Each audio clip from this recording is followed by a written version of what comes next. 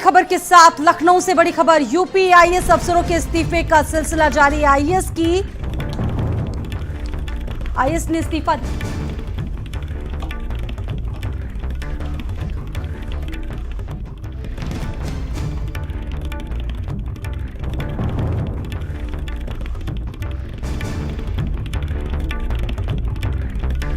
सेवानिवृत्ति से 8 साल पहले इस्तीफा दिया गया है। 2005 के आईएएस विशेष सचिव के पद से इस्तीफा दिया है।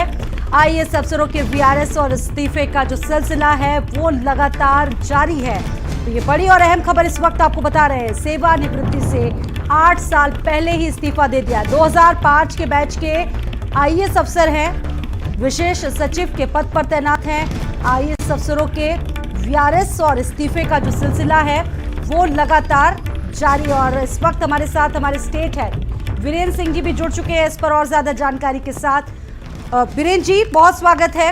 वीरेंद्र जी, लगातार तमाम ऐसे जो आईएएस अफसर हैं वो इस्तीफा दे रहे हैं और आप देखिए कि 7 साल 8 साल पहले ही इस्तीफा दे दिया है सेवानिवृत्ति से, तो इसे कैसे समझा जाए? देखिए, ये 2005 बैच के आईएएस अधिकारी हैं श्रीनिवास लू, और ये आंध्र प्रदेश के रहने वाले हैं। इनको अभी तक ये विशेष सचिव कैडर में है। अभी कुछ दिन पहले इनको विशेष सचिव वित्त विभाग से हटाकर विशेष सचिव राजस्व के पद पर भेजा गया है। आंध्र प्रदेश के रहने वाले हैं। वहां पर ये इंटर कैडर डिप्यूटेशन पर तैनात थे, थोड़े दिन पहले ही लौट कर आए हैं। अब उन्होंने अचानक से इस्तीफा दे दिया है। तो ये बड़ी चौंकाने वाली बात है कि जिनकी नौकरी 8 साल 10 साल 15 साल बची है वो लोग इस्तीफा देकर जा रहे हैं। तो इसके पीछे क्या कारण हो सकता है? अभी देखिए, थोड़े दिन पहले विद्या भूषण ने रिजाइन किया। हाँ। और उसके पहले विकास गोठलवाल का रिजाइन आया था। और जो सीनियर अफसरों में जूतका पाठक और रेणुका कुमार, वो उनकी नौकरी बहुत कम बची है, लेकिन इन लोगों की नौकरी 5 साल 8 साल 10 साल इस तरह से बची है। हाँ। एक तो ये बात अब सामने आ रही है कि 2004 के बाद इस सेवा में अब पेंशन नहीं है, क्योंकि केंद्र सरकार ने 2004 के बाद जो लोग नौकरी में आए उनकी पेंशन समाप्त कर दी है।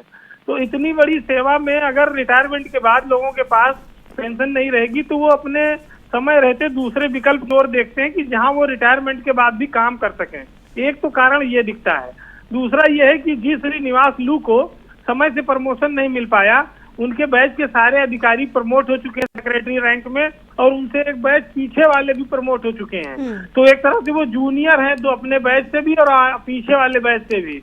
तो कुछ ऐसी स्थिति भी रही है।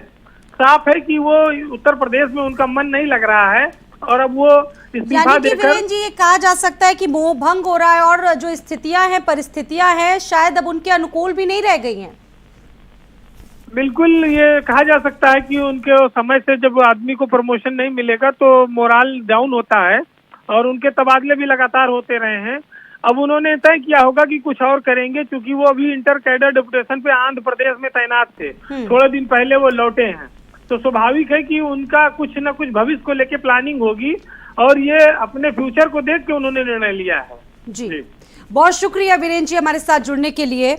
तो इससे पहले विद्या भूषण ने इस्तीफा दिया, और आप जिस तरीके से नाम आ रहा है निकल कर, तो कह सकते हैं कि जो आईएएस लॉबीज है, तो तमाम अधिकारी हैं वो इस वक्त वीआरएस से पहले ही जो कह सकते हैं इस्तीफा दे रहे हैं, और कहीं ना कहीं मोहभंग होता जा रहा है।